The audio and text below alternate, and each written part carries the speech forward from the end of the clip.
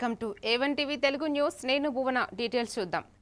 జనగామ జిల్లా కేంద్రంలోని municipal council సాధారణ సమావేశం ప్రోటోకాల్ వివాదంతో ఉద్రిక్తంగా మారింది. బీఆర్ఎస్ కు చెందిన వైస్ చైర్మన్ భూషా పర్వతాలకు వేదికపై కుర్చీ కేటాయించకపోవడంతో బీఆర్ఎస్ కౌన్సిలర్లు ఆందోళనకు దిగారు. కాంగ్రెస్ కౌన్సిలర్లు వేదికపై చేసిన కుర్చీని తొలగించడంతో ఇరు వర్గాల మధ్య వాగ్వాదం చోటు చేసుకుంది. పోలీసులు జోక్యం చేసుకుని పరిస్థితిని అదుపులోకి తీసుకురావడంతో సమావేశం ఉద్రిక్తంగా మారింది.